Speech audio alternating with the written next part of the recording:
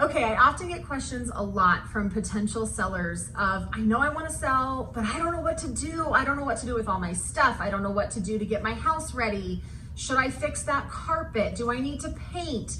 So first and foremost, I would say there's no blanket statement here. I would love to be able to come see the house and tell you my honest opinion based on your home and what I think would be worth your investment or a total waste of your time. I can't tell you how many times a seller brings a house to the market after doing something, and then the buyer comes in and completely changes what the seller did, and it doesn't get you more value. So let's talk, make sure that we're on the same page. Once we know if there's any repairs or updates that need to be done, we can focus on what to pack away, what to declutter. And I often tell my sellers, you're gonna have to touch everything in the house during this process anyway when you're packing it away once we have a buyer. It makes sense to me that if you're gonna have to pack eventually, why not do it now? The rooms will show bigger, the house will show brighter.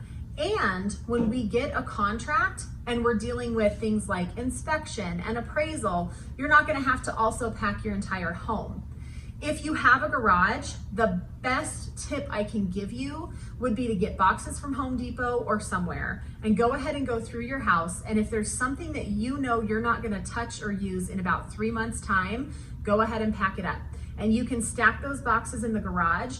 Buyers expect to see clutter and boxes and packing things in the garage. What we want is for them to be out of the house. We really do want your house to look as close to an Airbnb as possible. I know you just had a little heart attack. What I mean is things off the nightstand, properly cleaned and dusted, limited furniture. If you have a smaller room and there's a lot of furniture in there, maybe we go ahead and get a little storage unit and put some of that furniture away for the time being, or stack it in the garage. So we're really just trying to declutter, make everything look bright and updated and open so that when a buyer comes in, they can really envision themselves in your home as opposed to seeing how you live in your home. Next and finally, we will do a consultation with a stager if we feel like that's necessary, who can bring in some trendy, modern, cute furniture that a buyer might be so focused on that it just makes the house feel entirely different and welcoming to them. If a stager is necessary, I have some really great contacts and we can work through that together.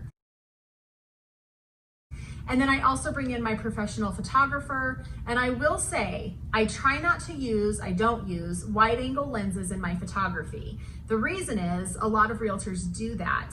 And what I've experienced when I show buyers those homes is their first reaction is, man, I thought this room was a lot bigger. And I never want a buyer to be immediately disappointed when they come into your property. So I actually use a professional photographer, but we don't adjust the angle or the width of the picture. We just make everything look really bright and crisp. And staging and photography has proven to increase sales prices in homes. It really does work. So trust the process. Let's collaborate together and figure out the best plan for you because we have one chance to hit the market the best we can, and it will pay off.